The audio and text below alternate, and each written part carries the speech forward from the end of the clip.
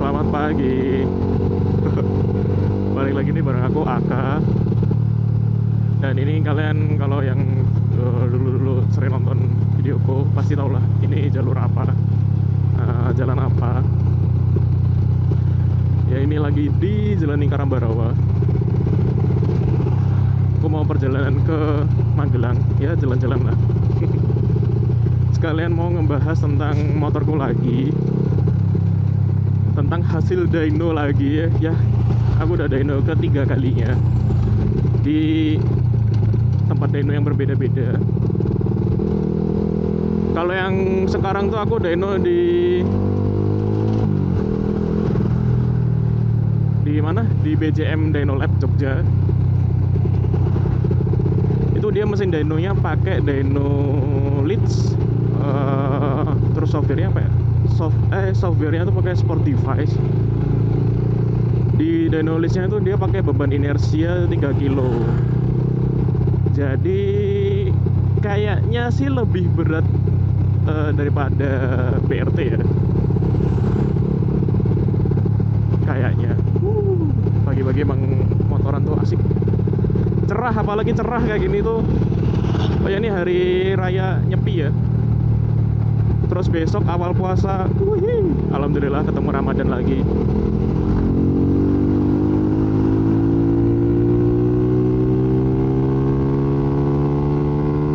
Coba pantengin.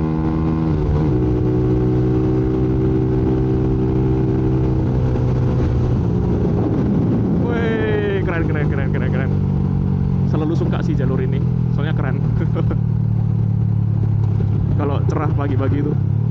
Kalau aku berangkat lebih pagi sih harusnya lebih asik sih. Oke lanjut, jadi aku ngedenonya di BJM Dyno Lab Jogja. Itu dia pakai dyno leads dengan beban inersi atau beban roller 3 kg. Terus softwarenya pakai sport device. Jadi kalau untuk apa-apa aku kurang tahu lagi apa lagi yang membedakan dengan mesin dyno lain. Cuman setauku itu dynonya lebih berat daripada yang punya BRT, yang BRT Super berapa ya? Super 50L. Sorry kalau lagi agak berisik. Di sini anginnya lumayan kenceng. Jadi di video kali ini aku mau nge-share tentang hasil dyno lagi setelah ya motor ini dipakai harian. Terus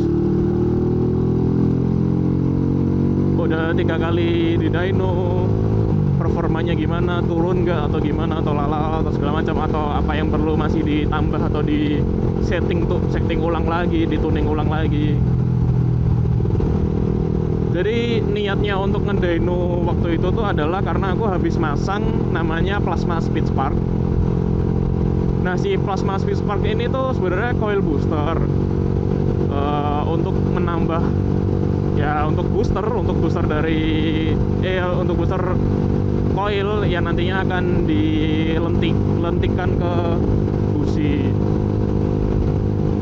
Nah sebenarnya aku kemarin tuh baru pasang doang. Cuman kan emang perlu ngecek kayak AFR segala macam, apakah terlalu kering atau gimana, atau efeknya apa. Dan ternyata kemarin setelah dicek waktu di dyno kan ada AFR meternya, jadi ketahuan deh kalau sebenarnya mesinku ini bagian atasnya, RPM atasnya, bagian mainjetnya itu masih kurang basah karena setelah dipasang itu. Karena waktu itu kondisi sebelum dipasangin plasma itu tuh pakai pilot jet mainjet tuh ukuran 40-115. Sebenarnya bawahnya udah kebasahan sih, udah pas sih. Tapi masih agak kebasahan. Nah, yang mainjetnya nih yang belum. Karena waktu itu aku ngerasa kok kayaknya pas pakai 115 tuh lebih pas gitu. Karena waktu itu 120 itu masih terlalu basah gitu.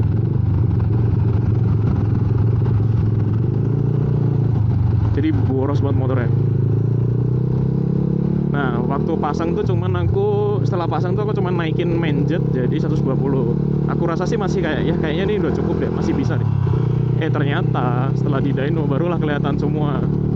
Emang AFR meter tuh penting sih. Jadi ternyata motorku tuh atasnya masih kering. Kemarin tuh kalau nggak salah, kalau pas mas baru pasang tuh AFR-nya berapa ya? 14 OTW 15 kayak 14 koma lah pokoknya. Ya udah, dari situ udah kelihatan oke, ini motor perlu bensin lagi, karena grafiknya tuh sebenarnya udah bagus banget. Grafiknya tuh udah landai, nanti aku akan share waktu ngedain itu tentunya.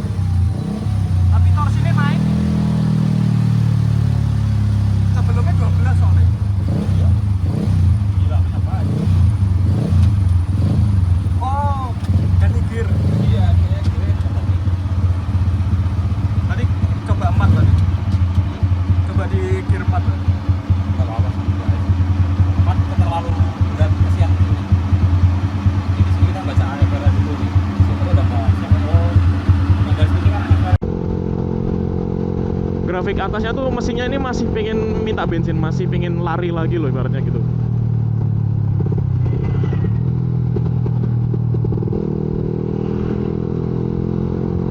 Oke, jadi kita naikin dulu ke 125 biar lihat grafiknya lagi.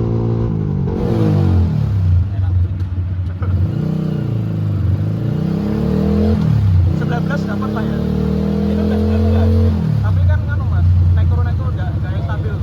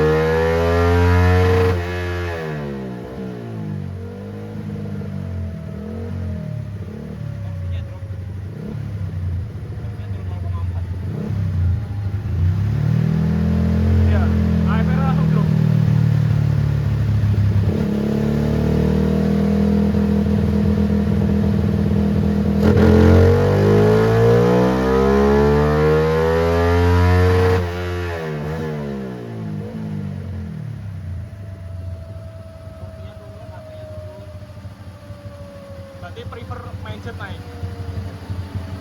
Tapi kalau buat harian AFR 13 harian kebut tuh masih aman atau aman banget? Tapi nih ngejar power naikin lagi ya. Dan ternyata masih minta bensin lagi.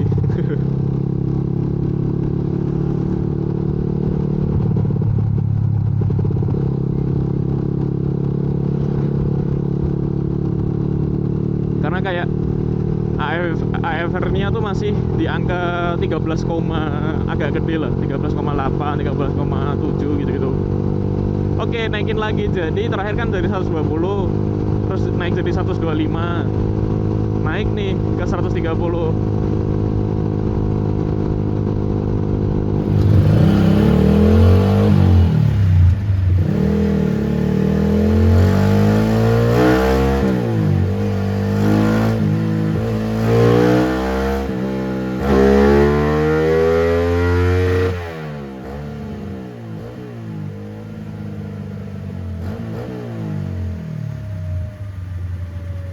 Limiternya BRT nambah.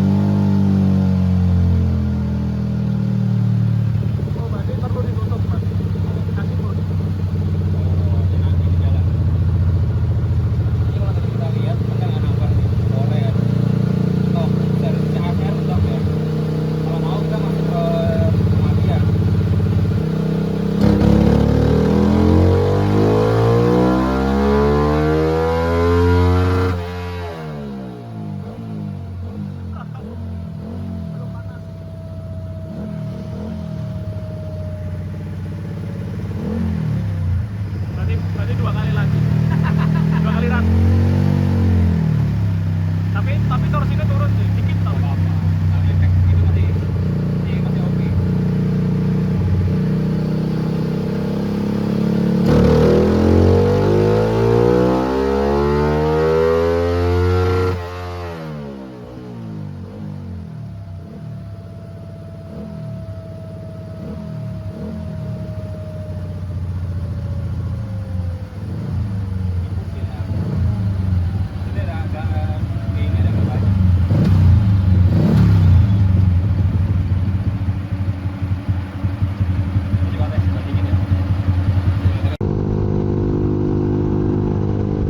Karena sudah naik, kita tes lagi dong, kita dyno lagi, dan akhirnya AFR-nya udah mulai turun tapi masih di angka 13. Yang RPM awal tengah tuh udah agak mendingan lah, udah bisa 12,8, 12,7, 12, tapi kadang di RPM 4000 berapa ya? 4700-an lah. 4700-an, 4800 sampai mau ke 6000. Itu tuh tahu kayak nyedot anginnya gede banget, Pak. Nyedot udaranya tuh banyak banget tuh angin. karena dia apa namanya, AFR-nya tuh waktu di dyno tuh bisa jadi angka 14. Jadi kayak kok jadi kering, tapi habis itu mulai perlahan turun jadi 12,8 sampai nanti mau mendekati 10.000, sekitaran 9.500 ke atas, baru dia mulai agak naik lagi ke 13. Padahal sebenarnya ini udah naik berapa step berarti? Dari 115 ya, 120, naik 3 step. Nah, di situ kita udah bisa ngeliat lah bahwa efek si plasma tuh gimana. Tapi ternyata pilot jetnya emang agak terlalu, waktu pakai 40 ya itu ternyata agak terlalu basah. Tapi sebenarnya itu paling pas sih, cuman ya itu motornya jadi nggak bisa langsam loh, karena kayak kebanyakan bensin gitu. Jadi aku turunin dulu ke 38 dan ya mendingan, masih aman lah. Terus juga nggak terlalu kering, masih aman juga. Untuk langsam masih mendingan, nggak yang terlalu gampang cepat mati gitu. Terus nggak terlalu bau bensin nyengat gitu, maksudnya kan kasihan yang di belakang ya kalau misalkan lagi di lampu merah atau berhenti di mana gitu. Jadi 38 tuh pas. Cuman kayaknya aku akan kembali lagi ke 40 sih. Karena yang kaget tuh di itu RPM 4000 sampai 6000 itu kok masih ada AFR yang angkanya masih 14, ya sebenarnya kalau buat harian sih itu masih oke lah, karena motor harian malah bisa nyentuh 15 kan, karena makanya businya bisa putih gitu. Kayak contoh motor-motor Matic Honda sekarang yang sekarang kayak Beat segala macem itu tuh businya putih karena AFR-nya ternyata di atas 14. Jadi gitu. Tetap nanti aku akan share hasil video ngedenonya atau waktu pun ngedenonya.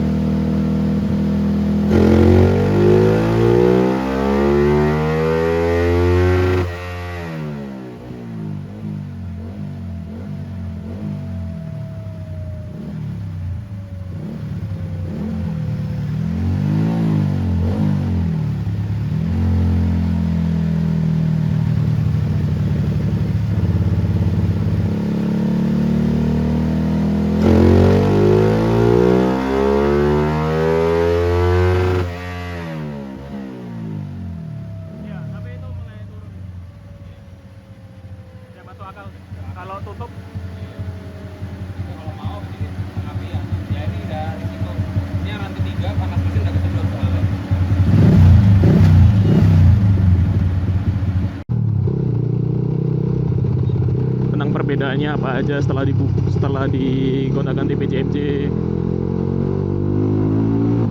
Oh ya, bahkan ini nih, si Velocity ini tuh ngasih pengaruh yang oke ternyata, walaupun tidak bisa konsisten karena masih ada kayak beberapa kejanggalan gitu loh. Jadi ini kan pakai Velocity yang 15.000. Dan itu ternyata membantu untuk ngasih udara dan memperbagus flow. Tapi sebenarnya masih kurang bagus sih, karena harusnya kan konsisten bagus gitu loh. Karena waktu tanpa Velocity motorku tuh kurang enak. Tidak bisa spontan gitu loh. Pokoknya kurang enak, nafas atasnya kurang oke. Dan intinya 15.000 ini seperti itulah.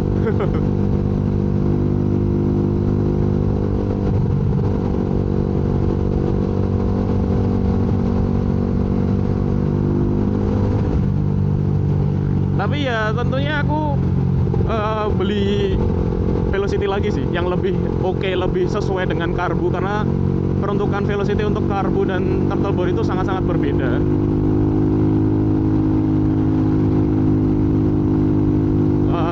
Karena kan kalau karbu kan dia bentuknya memang udah mengerucut loh, udah kayak velo gitu loh, udah memfokuskan udara. Cuman ini kan aku tambahin velo lagi, jadi sebenarnya mikirnya kayak double stack gitu loh, double Velocity.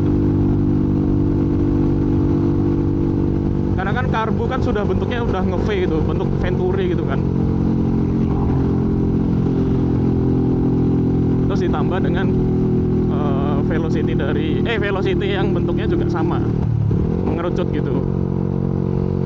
Barangnya sih ini ya, ini aku udah bawa. Cuman ini akan aku modif lagi karena dia terlalu sempit. Nah, kalau di karbu ternyata yang aku tanya-tanya ke BCM Dyno Lab itu, kan aku tahunya dan yang aku lihat data segala macem, kalau di motor injeksi semakin panjang tuh untuk RPM bawah. Nah, sedangkan RPM atas tuh pakai pendek. Makanya juga kenapa kok kayak Ducati R1 segala macam tuh dia pakai Velocity yang bisa otomatis naik turun.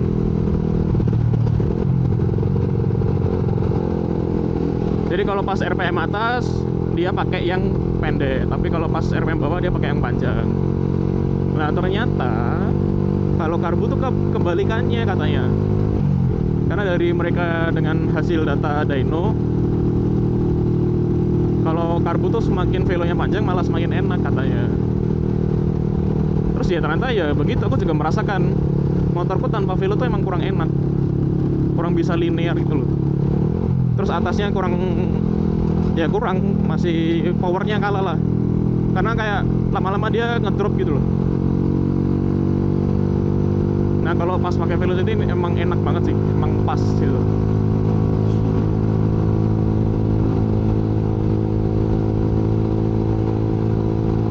Terus berapa sih horsepower yang didapat? Kalau yang tertinggi itu di angka 19,7 di RPM 10.200. Kalau dibandingin sama 19,7 di RPM 10.200-an. Terus torsinya tuh jadi 15,1 kalau nggak salah di RPM 8.000-an. Kalau dibandingin sama hasil data yang di BRT, pakai dyno BRT, selisih powernya sebenarnya cuma selisih 0,2, tapi RPM-nya lumayan jauh berbeda. Karena kalau di BRT itu kemarin kalau nggak salah 9.300 apa 9.500 gitu, sama 19,9 di 9.300-an atau 9.500 itu pakai BRT. Terus torsinya 12 di RPM berapa ya? 7.800 apa ya? Aku lupa deh.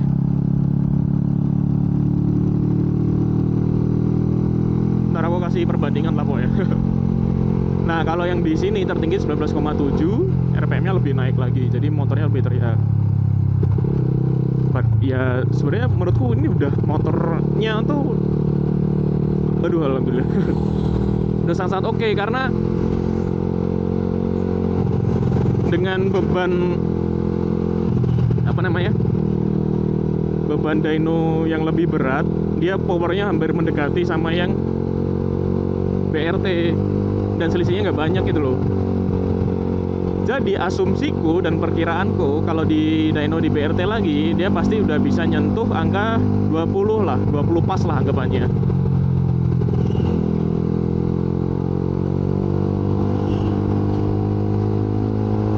Begitu. Jadi kalau misalkan di dyno yang lebih ringan, dia juga pasti lebih tinggi lagi naik angkanya.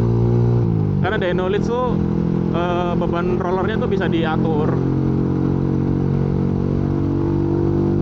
Jadi terkadang tidak usah senang dulu kalau powernya tahu-tahu gede banget deh. Kalau aku sih prefer lihat grafiknya ya, motornya gimana gitu, dipakainya tuh enak apa enggak, terus perlu fine tuning di mana, apa yang perlu ditambah atau mungkin ada yang perlu dikurangin biar ketemu yang pas, yang cocok begitu. Dan dengan dyno kemarin pokoknya aku puas banget dengan hasil grafik motorku ini. Kayak anjir, motorku tuh walaupun 150 cc dan masih banyak motor-motor yang cc gede lainnya yang powernya lebih gila-gila, tapi aku puas, kayak ini motor sebenarnya melebihi ekspektasiku gitu loh. Ibaratnya kok bisa grafiknya bagus kayak gini, linear, cocok dengan karakterku yang pinginnya tuh ibaratnya dari bawah ke atas tuh ada terus gitu loh. Dia landai, power bandnya lumayan luas lah. Terus ternyata dipakai harian juga enak, karena sebelumnya waktu awal-awal jadi tuh, waktu pakai karbu PE26 tuh anjir gak enak banget. Dipakai gini emang oke lah, sama gitu, tapi kalau pas dibecek kaget gitu, dia motornya tahu-tahu ngedrop gitu, bikin kalau nggak pas lagi agak ngebut nyampe RPM tertentu motornya drop lagi ya gitu deh. Emang perlu fine tuning lagi. Nah terus karena setelah mulai fine tuning lagi, pelan-pelan apa yang perlu ditambah, ya alhamdulillah motornya sekarang bisa kayak gini.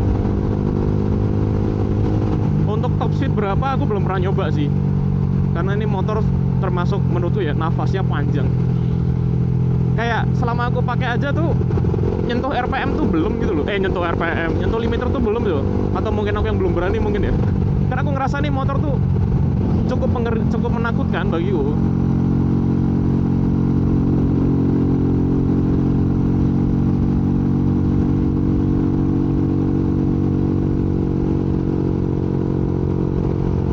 Kayak mungkin dulu berawal dari Vario Hayate yang dia powernya segitu, terus tahu-tahu naik ke Jupiter MX, habis itu di bore up.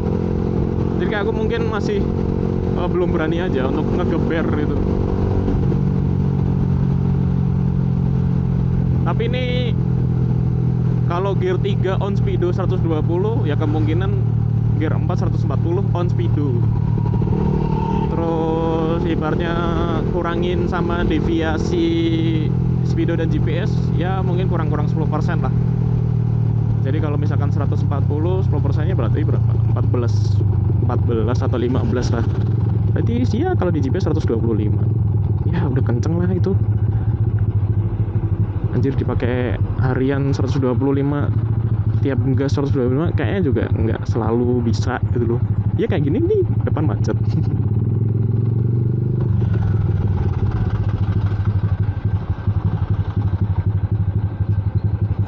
Jadi begitu, pokoknya tetap aku akan share waktu ngedyno hasilnya, terus waktu ngerubah apa aja, waktu apa yang dirubah segala macam.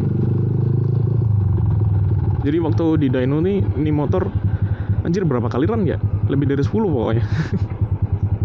Pokoknya tuh aku ngedyno hampir 2 jam lah di sana. Bongkar, terus pasang lagi, dyno lagi. Tiap kali run tuh, tiap kali habis bongkar tuh di run 4 kali lah minimal. Terus habis itu bongkar lagi, kurang kelihatan, terus habis itu bongkar lagi, terus setting pengapian segala macam. Jadi gitu. Ini kecelakaan apa orang kerja ya? Tapi ini libur ya. Jadi thank you banget buat bengkelku, mekanikku, dan tim dari Zola Max Speed yang sudah mewujudkan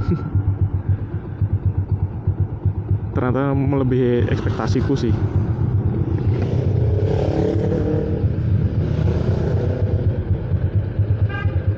Bener-bener hasilnya tuh oke banget gitu.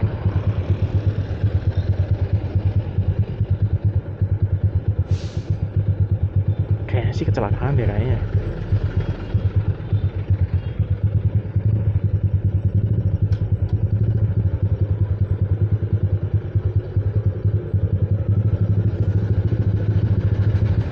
Oh, ngapa nggak kuat?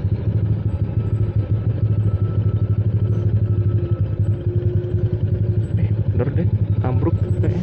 Ada yang jatuh.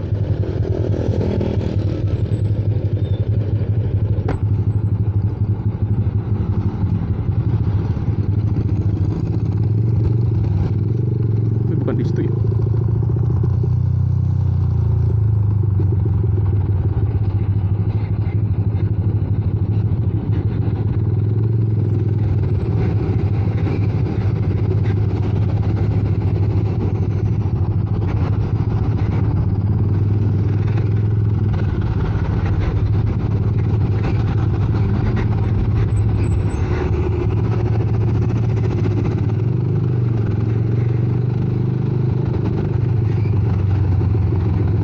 Pokoknya tetap selalu waspada dan berhati-hati, karena kita nggak tahu hal-hal di perjalanan tuh apa yang akan terjadi.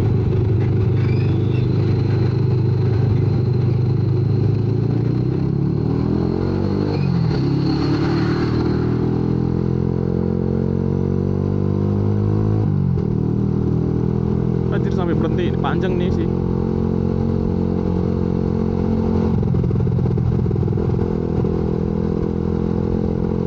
Tuh kan.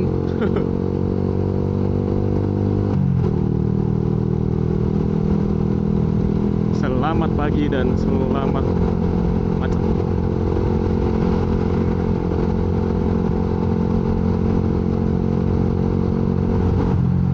Nggak tahu sih tadi kecelakaan apa enggak, soalnya yang berhenti itu cuma satu truk di tengah gitu, dan ada truk gede tapi di pinggir kan, yang harusnya masih bisa dilewatin.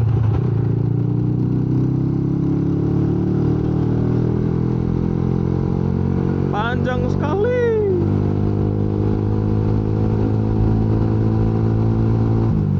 Oke, lanjut. Jadi pokoknya hasil yang tertinggi yang dapat ada 19,7, RPM-nya 10.200. Padahal sebenarnya ada lagi yang RPM-nya lebih tinggi, 10.600. Cuman dia powernya agak lebih rendah. 19, berapa ya? 2 apa 3 gitu loh. Setengah HP tuh sebenarnya lumayan sih. Kalau misalkan selisih setengah HP. Iya bener, setengah HP, 0,5 HP tuh sebenarnya lumayan sih.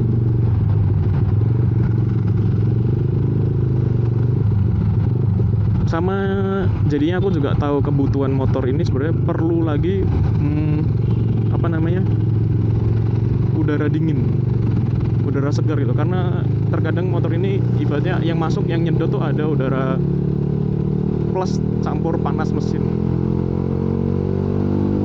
Jadi kayak perlu dibikinin air ram gitu loh. Anjay, air ram. Tapi emang ternyata perlu, bahwa perlu udara dingin, udara seger gitu loh, yang tidak kecampur sama panas mesin. Itu ternyata ngefek, soalnya waktu di dyno aku berapa kali motornya udah panas, udara panasnya masuk dan motornya udah mulai agak-agak melempem gitu. Tapi kalau dijeda istirahat gitu, terus habis itu dinyalain lagi, powernya naik lagi gitu. Jadi kayak oh begini. Makanya kenapa motor-motor balap kan juga pakai air ram kan, yang gede-gede gitu loh, karena ya emang buat pasokan udara yang lebih oke.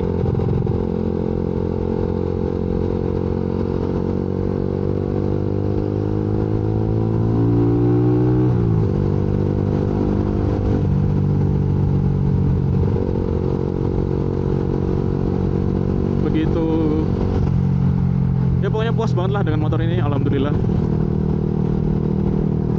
Convert injeksi apa ya? Pengen sih motor ini dijadiin convert injeksi, pengen. Harganya juga nggak begitu budgetnya tuh maksudnya nggak begitu banyak. Oke lah buat convert injeksi gitu loh.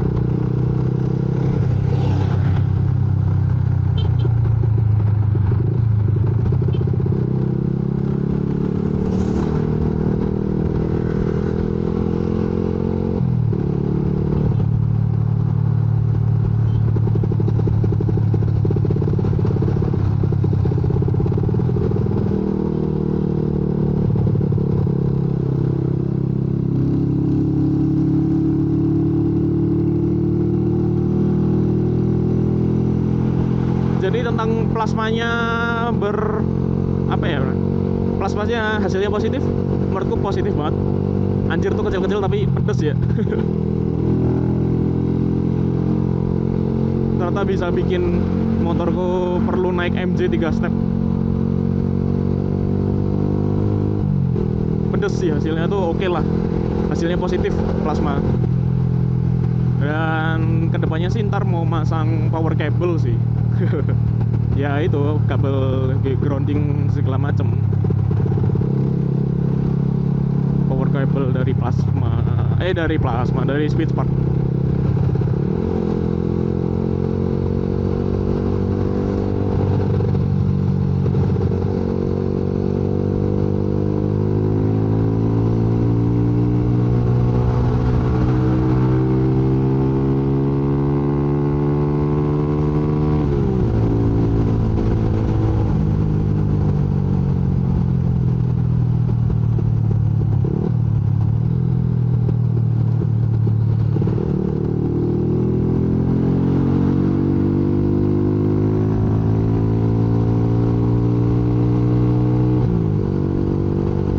Jadi plasmanya positif, fine tuningnya hasilnya oke, dynonya oke, motornya sehat, oke, segala macam, pokoknya oke semua lah. Dan aku alhamdulillah cukup. Jadi pokoknya thank you banget buat Zola Max Speed, tim Zola Max Speed. Terus kemarin Mas Dito yang udah nemenin dyno, udah ngajarin ini tuh racunnya mantep ini, plasma speed sparknya. Terus BJM Dyno Lab juga thank you banget udah ngasih apa ya, enak gitu loh dyno di sana, pinjam alat enak gitu, enak rasanya nggak terburu-buru gitu loh, pokoknya rasanya enak lah. Jadi mereka juga oke lah. Nanti dyno lagi setelah pasang ini velo yang terbaru, kita cek lagi. Oke, segitu dulu guys. Kok guys, tumben banget pakai guys. Oke, segitu dulu. Thank you banget buat kalian semua yang udah nonton video ini sampai akhir. Thank you banget buat kalian yang udah support aku atau nungguin video aku rilis, karena aku masih jarang-jarang upload. Tapi pokoknya thank you banget. Bagi kalian yang belum subscribe, jangan lupa klik tombol merah yang ada tulisan subscribe-nya, gratis. Terus jangan lupa klik loncengnya biar langsung tahu kalau ada update dari aku. Kalau video ini bermanfaat, kalian bisa share ke teman-teman kalian, bisa jadi referensi buat kalian juga, buat teman-teman. Kalau misalkan mau tahu tentang dyno, fine tuning, suka juga bisa klik tombol like-nya. Kalau misalkan nggak suka ya juga tinggal di dislike, nggak apa-apa. Terus segitu aja untuk video kali ini. Sampai ketemu lagi di video-video lain. And see you guys on the next video. Bye bye.